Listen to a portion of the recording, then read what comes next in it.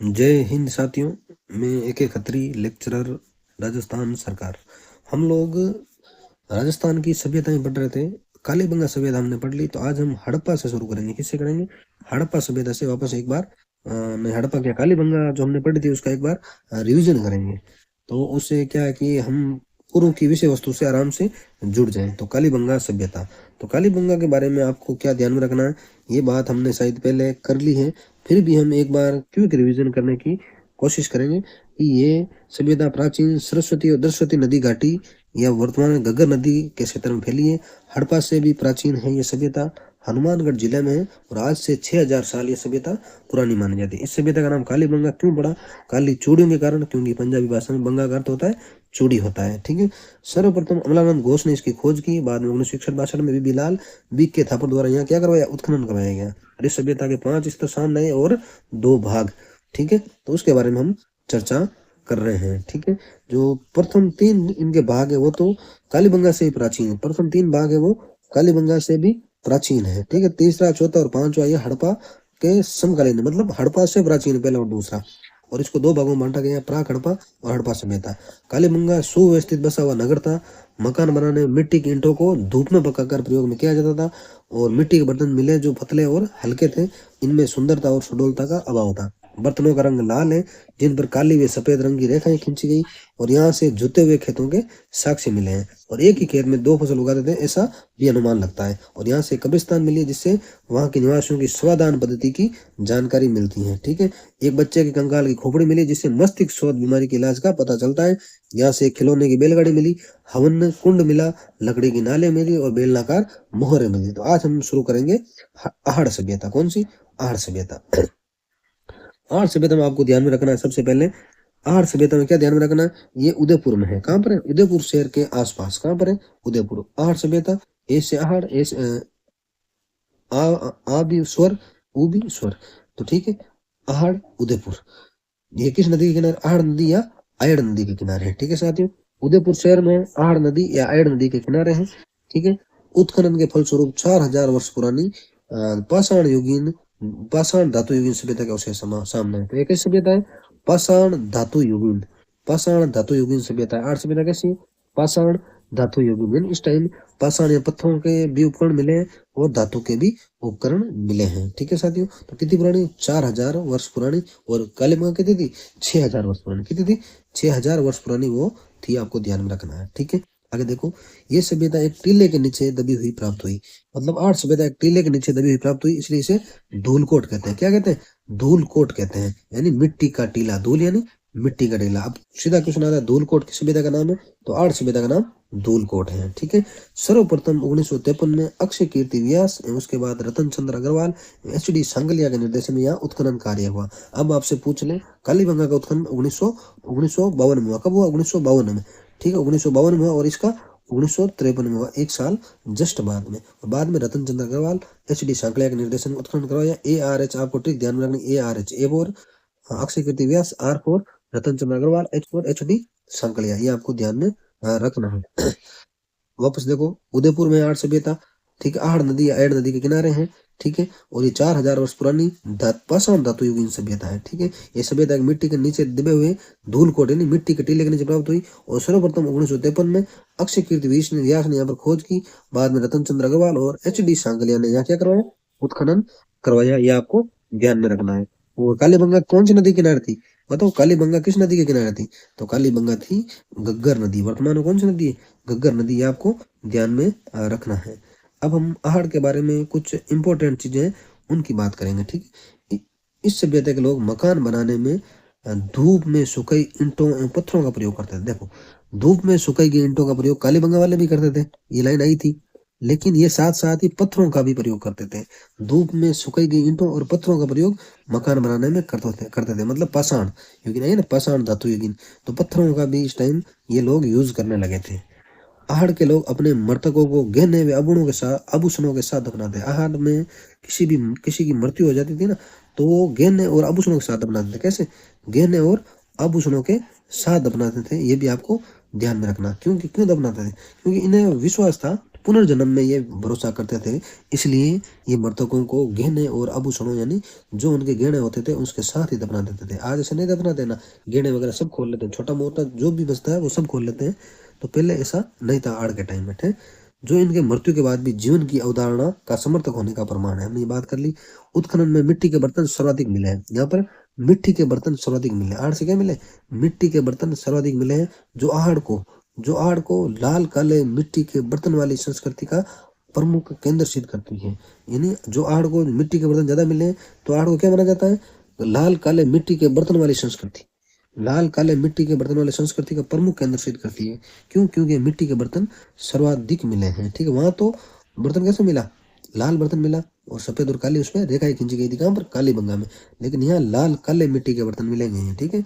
आहड़ का दूसरा नाम ताम्रवती नगरी मिलता है, वेरी वेरी इंपॉर्टेंट है। आहड़ के देखो 3-4 नाम है। धूलकोट पूछ ले तो भी आपको ध्यान में रखना है। फिर और क्या पूछ ले, मिट्टी का टीला पूछ ले तो ये भी आपको ध्यान में रखना है, मिट्टी का टीला। फिर एक नाम और कौन सा आ गया, ताम्रवती नगरी, ताम्रवती नगरी। तो ये सारे आहड़ के ही नाम है, ठीक है ना, ताम्रवती नगरी। दूसरा आहड़ का दूसरा नाम ताम्रवती नगरी भी मिलता है, जो यहाँ तांबे के औजारों और उपकरणों के अत्यधिक प्रयोग के कारण रखा गया। अब क्वेश्चन आ जाए, आहड़ का नाम ताम्रवती नगरी क्यों रखा गया, मेंस का क्वेश्चन 2 नंबर का क्वेश्चन आ जाए तो इसका आंसर ये है कि यहाँ पर तांबे के औजार खूब सारे मिले हैं, लोहे के नहीं तांबे के मिले हैं। तांबे के औजारों उपकरणों के अत्यधिक प्रयोग, यानी सब जगह तांबे के औजार उपकरणों का प्रयोग बहुत ज्यादा यहाँ देखने को मिला है, इसलिए इसका नाम ताम्रवती नगरी रखा गया है, ठीक है साथियों। ये क्वेश्चन आगे देखो, उत्खनन से प्राप्त यहाँ ठप्पों से रंगाई छपाई व्यवसाय के उन्नत होने का भी अनुमान लगाया। यहाँ मतलब रंगाई, यहाँ जो ठप्पे मिले, किससे ठप्पे मिले, इससे पता लगता है कि इस टाइम के लोग रंगाई छपाई का इनका बिजनेस था, व्यवसाय था, अच्छा व्यवसाय था। ये क्वेश्चन अभी किसी में आया था, 4th ग्रेड में आया था, नहीं रीट में आया था ये क्वेश्चन, कि भाई रंगाई छपाई उद्योग कौन सी सभ्यता से मिला, तो आहड़ सभ्यता से मिला है। तो आपको ध्यान में रखना है, यहाँ से प्राप्त ठप्पों से किससे किससे पता चलता है, यहाँ से जो ठप्पे मिले उससे पता चलता है कि रंगाई छपाई व्यवसाय उस टाइम उन्नत था। वापस देखो एक बार और देख लेते हैं। आहड़ सभ्यता उदयपुर में है, आहड़ नदी के किनारे है या फिर आयड़ नदी के तट पर बसी है, ठीक है। ये 4000 वर्ष पुरानी पाषाण धातु युगीन सभ्यता है। कैसी है, पाषाण धातु युगीन सभ्यता है। ये सभ्यता एक टीले के नीचे दबी मिली जिसे धूलकोट यानी मिट्टी का टीला कहते हैं। सर्वप्रथम 1953 में अक्षय कीर्ति व्यास ने यहाँ खोज करी। बाद में रतन चंद्र अग्रवाल, HD सांकलिया के निर्देशन में यहाँ क्या हुआ, उत्खनन कार्य हुआ। इस सभ्यता के लोग मकान बनाने में धूप में सुखाई गई ईंटों एवं पत्थरों का प्रयोग करते थे, ईंटों एवं पत्थरों का प्रयोग करते थे। ध्यान रखना, वो खाली कालीबंगा वाले धूप में सुखाई ईंटों का प्रयोग करते हैं। धूप यानी हमने बात करी है सूरज के नीचे सुखा कर, ठीक है।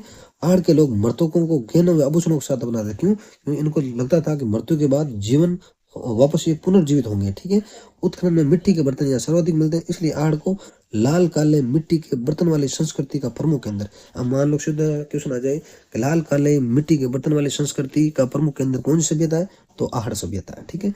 आहड़ का दूसरा नाम ताम्रवती, ताम्रवती क्यों है, क्योंकि यहाँ पर तांबे के औजार और उपकरणों के प्रयोग अधिक हुआ है, तांबे के औजार और उपकरणों का प्रयोग अधिक हुआ, इसलिए इसे ताम्रवती नगरी कहते हैं। अब पूछ ले, आहड़ में रंगाई छपाई व्यवसाय के उन्नत होने का पता कैसे चलता है, यहाँ से जो ठप्पे मिले हैं, रंगाई छपे हुए ठप्पे मिले, उससे पता चलता है कि रंगाई छपाई व्यवसाय यहाँ पर उन्नत था। अगर आप आहड़ में ये ध्यान में रख लेते हो तो मेरे हिसाब से आपके कट ऑफ वाले क्वेश्चन कवर हो जाएंगे। बेफिक्र हो, RPC एग्जाम दो, चाहे आप इसका चेन बोर्ड का दो, आपका आराम से हो जाना है। कम से कम ये बेसिक से है, कई बार इससे क्वेश्चन आ जाते हैं सीधे, कई बार क्या हमेशा मैं बोल रहा हूँ, अगर आप RSSB यानी चेन बोर्ड की तैयारी कर रहे हो तो मैं 100% कह रहा हूँ ये किताब पढ़ लो, इससे बाहर आपके क्वेश्चन आएंगे ही नहीं, बेफिक्र। जो इसमें आपके सिलेबस में इससे बाहर नहीं आएगा। और RPC के एग्जाम में भी मैं कह रहा हूँ जो 70% 60% तक ये कवर कर देगी, ठीक है। बाकी के लिए फिर हिंदी ग्रंथ एक आदमी, अगर हम पढ़ेंगे धीरे धीरे, अभी शुरुआत करिए तो कोशिश रहेगी कि हम सारा पढ़ें, ठीक है साथियों। तो अब हम आगे बढ़ते हैं, गिलुंड सभ्यता। कौन सी, गिलुंड सभ्यता। राजसमंद जिले में, गिलुंड कहाँ पर है, सबसे पहले ध्यान में रखना, राजसमंद जिले में स्थित गिलुंड कस्बे में बनास नदी के तट पर, किस नदी के तट पर, बनास नदी के तट पर यह सभ्यता है। तट पर 2 टीलों के उत्खनन के फलस्वरूप, कितने टीले, 2 टीलों के उत्खनन के फलस्वरूप आहड़ संस्कृति से जुड़ी ये सभ्यता प्रकाश में आई। मतलब गिलुंड भी आहड़ संस्कृति से जुड़ी हुई एक सभ्यता है। कहाँ पर है ये राजसमंद में है। किस नदी के किनारे, बनास नदी के तट पर, यानी बनास नदी के किनारे कितने 2 टीलों का उत्खनन किया, तब ये संस्कृति या सभ्यता अस्तित्व में आई, जिसे बनास संस्कृति के नाम से पुकारा जाता है। गिलुंड सभ्यता को बनास संस्कृति के नाम से पुकारा जाता है, ठीक है, क्योंकि बनास नदी के किनारे, इसलिए गिलुंड सभ्यता का दूसरा नाम आप बनास संस्कृति भी कह सकते हो। क्या कह सकते हो, बनास संस्कृति भी कह सकते हो। ठीक है साथियों, आगे देखो 1957-58 में बीबी लाल के निर्देशन में यह उत्खनन हुआ। 1957-58 में बीबी लाल ने गिलुंड में उत्खनन कार्य किया। बाद में 1998 से 2003 तक पुणे के डॉक्टर वीएस शिंदे, पेंसिल्वेनिया विश्वविद्यालय अमेरिका के प्रोफेसर गेगरी पोसेल के निर्देशन में यह उत्खनन हुआ। पहले तो किसने किया, मतलब इसने किया बीबी लाल ने। बाद में पुणे के वीएस शिंदे और पेंसिल्वेनिया अमेरिका में जो एक यूनिवर्सिटी उसके प्रोफेसर थे ग्रेगरी पोसल, उनके निर्देशन में उत्खनन हुआ। उत्खनन से तम्रयुगीन सभ्यता के अवशेष मिले। यहाँ से उत्खनन से किसके अवशेष मिले, तम्रयुगीन सभ्यता के अवशेष मिले। क्वेश्चन आ जाए गिलुंड से किस सभ्यता के अवशेष मिले, तो तम्रयुगीन सभ्यता के अवशेष मिले। किसके, तम्रयुगीन सभ्यता के। आगे देखो, जिसका समय 1900 से 1700 ईसा पूर्व निर्धारित किया जाता, मतलब गिलुंड का समय 1900 से लेके 1700 ईसा पूर्व, यानी ये इस टाइम की ये सभ्यता ही थी। ठीक है साथियों, तो ये आपको ध्यान में रखना। वापस एक बार, गिलुंड राजसमंद जिले में बनास नदी के किनारे 2 टीलों का उत्खनन किया। ठीक है, आर्य संस्कृति से जुड़ी सभ्यता है, इसमें बनास संस्कृति के नाम से भी जाना जाता है। 1957-58 में बीबी लाल ने यह उत्खनन किया। बाद में 98 से 2003 तक पुणे के डॉक्टर वीएस शिंदे और पेंसिल्वेनिया अमेरिका के ग्रेगरी पोसेल के निर्देशन में उत्खनन हुआ और यहाँ ताम्रयुगीन सभ्यता का अवशेष मिले, जिसका समय 1900 से 1700 ईसा पूर्व निर्धारित किया गया। ठीक है साथियों, ये हो गया एक बार अपना रिवीजन। अब देखो, गिलुंड से 5 प्रकार के मिट्टी के बर्तन मिले। अब क्वेश्चन सीधा आ जाए, गिलुंड से कितने प्रकार के मिट्टी के बर्तन मिले, तो 5 प्रकार के मिट्टी के बर्तन मिले। कौन कौन से, एक तो सादे बर्तन मिले। कैसे मिले, सादे। दूसरे कैसे मिले, काले मिले। फिर पॉलिशदार मिले। फिर भूरे मिले। फिर लाल काले चित्रित मर्दबांड। एक तो देखो, सीधा क्वेश्चन आएगा आपके कि गिलुंड से कितने प्रकार के मिट्टी के बर्तन मिले, 5 प्रकार के। सीधा ये क्वेश्चन ये आ जाए, गिलुंड से कौन से मिट्टी के बर्तन नहीं मिले। देखो क्वेश्चन हमें बनाने हैं। क्वेश्चन आप देखो, जो टेस्ट सीरीज कोचिंग वगैरह चला रहे हैं वो उनका सीधा बात है, बिजनेस है। तो आपको उनके चक्कर में नहीं पड़ के खुद क्वेश्चन बनाने, जो भी पढ़ो आप खुद क्वेश्चन बनाओ। आप ये सोचो कि मैं एग्जामिनर होता तो मैं कैसा क्वेश्चन देता, वैसे अगर सोचोगे तो क्वेश्चन कभी गलत नहीं होगा। तो गिलुंड से 5 प्रकार के मिट्टी के बर्तन मिले। पहला सादा, कैसा मिट्टी का बर्तन, एकदम सादा, कोई कलर वगैरह कुछ नहीं। एक मिला काला, कैसे मिला, काला। तीसरा कैसा बर्तन मिला, पॉलिशदार, पॉलिशदार, पॉलिशदार। ठीक है, और तीसरा नहीं, चौथा भूरे। चौथे कैसे, भूरे। पांचवे लाल काले मिश्र, लाल काले, लाल काले, ये एक ही है ना, लाल काले चित्रित, यानी चित्र भी है इनपे, लाल काले चित्रित मर्दबांड। तो ऐसे इनको बर्तन मिले हैं। ठीक है, तो ये 5 नाम ध्यान में रखने, सादा, काला, पॉलिशदार, भूरे, लाल काले और चित्रित मर्दबांड। कहाँ से मिले, गिलुंड से मिले हैं। ठीक है, और क्या मिला गिलुंड से, उत्खनन में मिट्टी के खिलौने मिले हैं। मिट्टी की बैलगाड़ी कहाँ से मिली है, बैलगाड़ी कालीबंगा से मिली है। मिट्टी के खिलौने मिले गिलुंड से। पत्थर की गोलियां मिली, जो कंचियां होती है ना, अपने बच्चे खेलते कांच वाली, यहाँ से पत्थर की गोलियां मिली वैसी। हाथी दांत की चूड़ियों के अवशेष मिले हैं। हाथी दांत की चूड़ियों के अवशेष भी मिले हैं गिलुंड से। और आहड़ में पक्की ईंटें, आग में पकाई हुई ईंटों का उपयोग नहीं हुआ, जबकि गिलुंड में इनका प्रचुर उपयोग होता। अब कह रहे हैं कि आहड़ और कालीबंगा दोनों में आग में पकाई ईंटों का प्रयोग नहीं हुआ। कैसा हुआ, धूप में पकाई गई ईंटों का, कैसा हुआ, धूप में पकाई गई ईंटों का प्रयोग हुआ, हमने बात करी थी। लेकिन गिलुंड में आग में पकाई गई ईंटों का प्रयोग हुआ है। Very very very very important, ध्यान में रखना है। ठीक है, आहड़ और कालीबंगा में धूप में पकाई गई ईंटों का प्रयोग हुआ, जबकि गिलुंड में आग में पकाई गई ईंटों का प्रयोग बहुत ज्यादा हुआ है। ठीक है साथियों, ये आपको ध्यान में रखना है। अब एक बार गिलुंड एक बार और देख लेते हैं शॉर्ट में। गिलुंड राजसमंद जिले में है। ठीक है, बनास नदी के किनारे है। 2 टीलों का उत्खनन हुआ। आर्य संस्कृति से जुड़ी है गिलुंड, इसे बनास संस्कृति के नाम से भी पुकारा जाता है। 1957-58 में बीबी लाल के निर्देशन में यह उत्खनन कार्य हुआ। बाद में 1998 से 2003 तक पुणे के डॉक्टर वीएस शिंदे और पेंसिल्वेनिया यूनिवर्सिटी के प्रोफेसर ग्रेगरी पोसेल ने यह उत्खनन करवाया।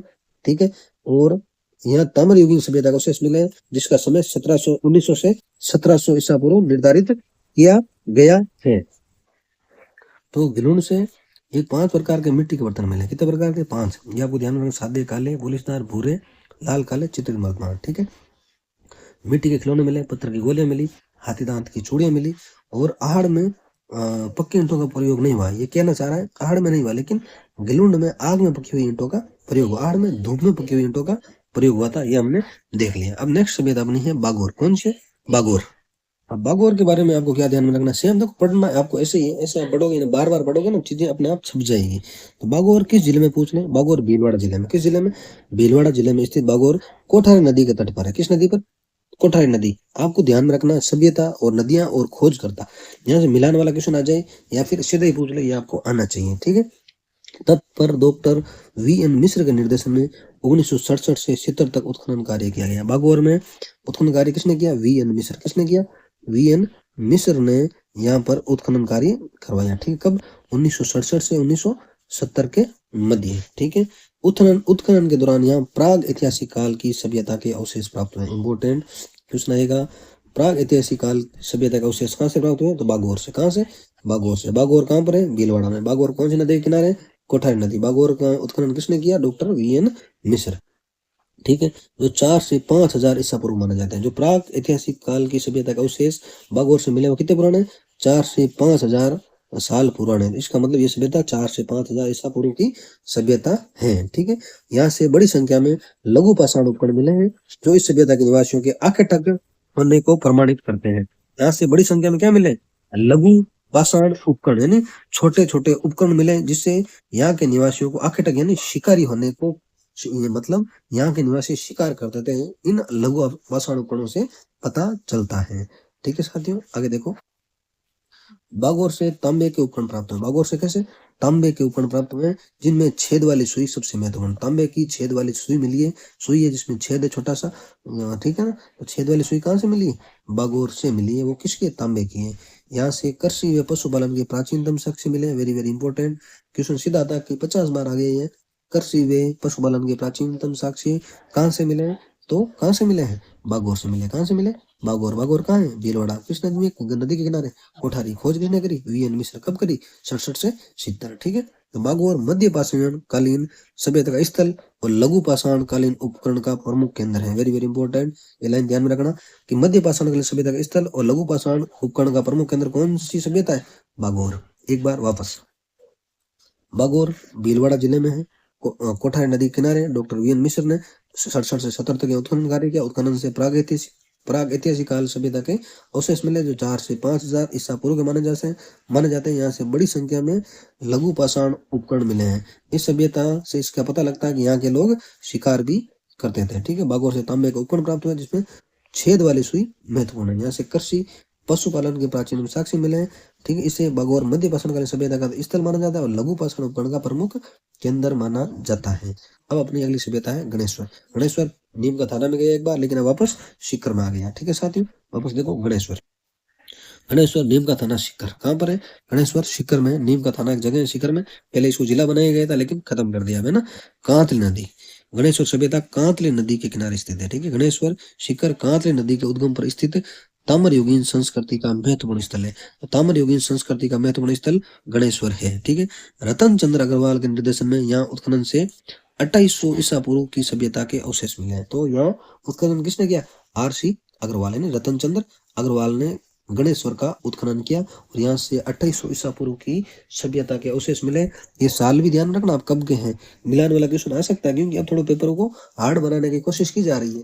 ज्यादा कोशिश तो नहीं, नॉर्मल है। रीट वाले मैंने पेपर देखे, कुछ नहीं क्वेश्चन को बड़ा कर दिया, बाकी वही चीजें हैं। ठीक है, तो रतन चंद्र अग्रवाल के निर्देशन में 2800 ईसा पूर्व की सभ्यता के अवशेष कहाँ से मिले हैं? गणेश्वर से मिले हैं। ठीक है, गणेश्वर से अत्यधिक मात्रा में तांबे के आयुध व उपकरण मिले हैं। गणेश्वर से अत्यधिक मात्रा में तांबे के आयुध व उपकरण मिले हैं। ठीक है, जो इसे ताम्र युगीन सभ्यताओं में प्राचीनतम सिद्ध करती है। क्वेश्चन आ जाए, गणेश्वर से ऐसी क्या चीज मिली जो ताम्र युगीन सभ्यता में इसे प्राचीन मानते हैं? तो अधिक मात्रा में तांबे के आयुध और उपकरण मिले। आयुध किसे कहते हैं आप मुझे कमेंट करके बताना। छोटा सा क्वेश्चन है आपसे, आयुध किसे कहते हैं?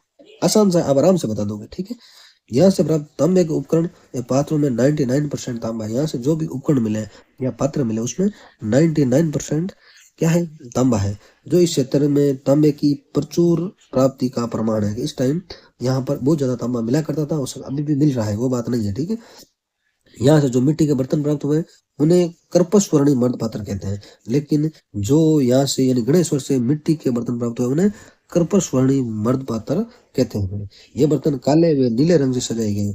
देखो काली बंगा में लाल बर्तन मिला, सफेद और काली रेखाएं खींची गई थी, लेकिन यहाँ पर जो बर्तन मिले वो काले और नीले रंग से, मतलब बर्तन है काले और नीले रंग से सजाए गए हैं। ठीक है, ये ध्यान में रखना है। देखो तुलनात्मक रूप से आपको पढ़ना जरूरी है, ऐसे पढ़ोगे तो कभी भूलोगे नहीं।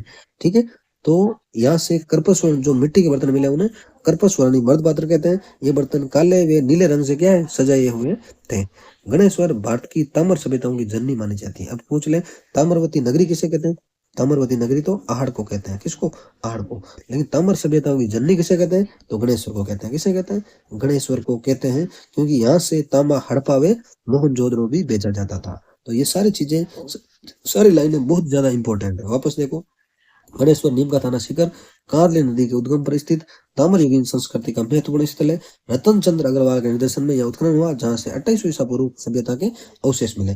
गणेश्वर से अधिक मात्रा में तांबे और आयुध के उपकरण मिले, जो इसे ताम्रयुगीन सभ्यता में प्राचीनतम सिद्ध करती है। यहाँ से प्राप्त तांबे के उपकरण पात्रों में 99% क्या है, तांबा है, जो इस क्षेत्र में तांबे की प्रचुर प्राप्ति का प्रमाण है। यहाँ से जो मिट्टी के बर्तन प्राप्त हुए उसे कर्पस्वर्णी मर्द पात्र कहते हैं, क्योंकि सीधा आएगा। गणेश्वर से जो मिट्टी के बर्तन प्राप्त हुए उसे क्या कहा जाता है, कर्पस्वर्णी मर्द पात्र। क्या कहा जाता है, कर्पस्वर्णी मर्द पात्र। सीधा आ जाए, कर्पस्वर्णी मर्द पात्र कहाँ से मिले, तो गणेश्वर से मिले। गणेश्वर कहाँ है, शिखर। गणेश्वर किस नदी के किनारे, कांतली नदी के किनारे। गणेश्वर में उत्खनन किसने किया, RC अग्रवाल। ठीक है, ये बर्तन काले व नीले रंग से सजाए गए। जो यहाँ कर्पस्वर्णी बर्तन मिले हैं वो काले और नीले, काले और सफेद तो उसमें थे रेखाएं काली में था, लेकिन काले और नीले रंग से सजाए गए थे गणेश्वर में। गणेश्वर भारत की ताम्र सभ्यताओं की जननी माना जाता है। गणेश्वर को भारत की ताम्र सभ्यताओं की क्या माना जाता है, जननी माना जाता है। ये सीधा क्वेश्चन है। ताम्रवती नगरी मैंने बताया अभी, आहड़ को माना जाता है। किसको, आहड़ को। यहाँ से तांबा हड़प्पा या मोहनजोदड़ो को भेजा जाता था। ठीक है साथियों, हमने सभ्यताएं पढ़ी। वे छोटी छोटी सभ्यताएं हैं, तो इसको हम एक वीडियो में और पूरा कर लेंगे, क्योंकि देखो कम पढ़ना है, अच्छा पढ़ना है और बार बार पढ़ना है, तभी हमें क्या मिलेगा, सिलेक्शन। ठीक है साथियों, मिलते हैं नेक्स्ट वीडियो में कुछ नए टॉपिक के साथ, नए कंटेंट के साथ। तब तक आप पढ़े, अच्छे से पढ़े, अपने सपनों को पूरा करें। जय हिंद, जय भारत।